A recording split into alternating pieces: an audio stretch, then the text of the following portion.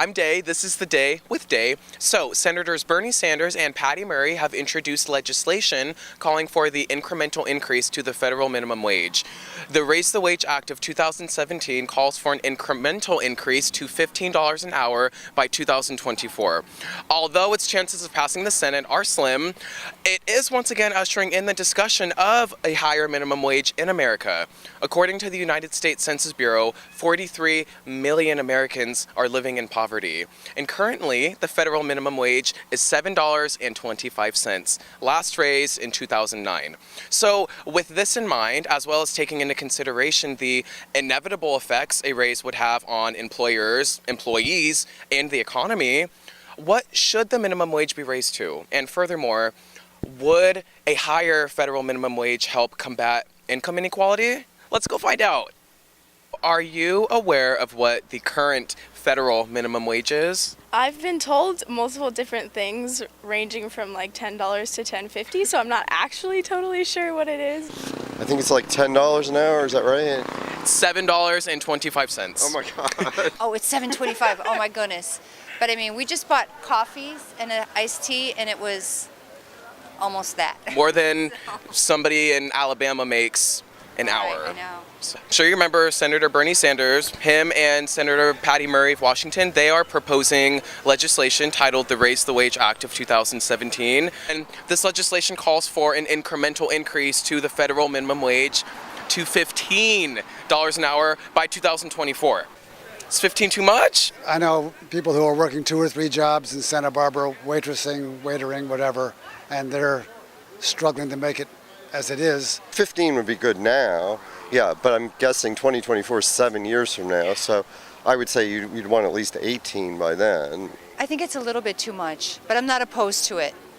15 does seem a little high. It's definitely, it would be nice because it'd be a livable wage. Even the current like $10 around in California is hard to live on, but that's a big leap to try to do with one piece of legislation. How would a $15 minimum wage affect your life? Oh my God, it would be so amazing. I mean, I would have a lot more money to spend not only on my family but myself, and that would be really important to me.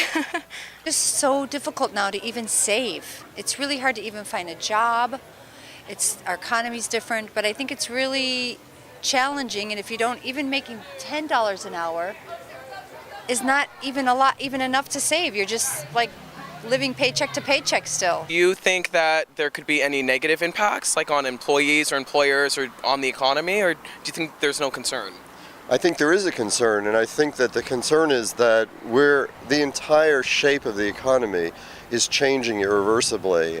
A lot of restaurants are saying they're going out of business because they can't afford it as it is, let alone if it goes to 15. So, businesses have an argument too. The tough part would be rising prices in like food, as restaurants would have to give people more of a wage, and then as well as retail stores. But do you think a higher federal minimum wage would help combat income inequality in America? It would be going in the right direction of being more equal. I think it would definitely help the lower to middle classes rise, or at least people in the lower income brackets rise to the middle class. We have so many people working at minimum wage jobs. It's got to improve somehow.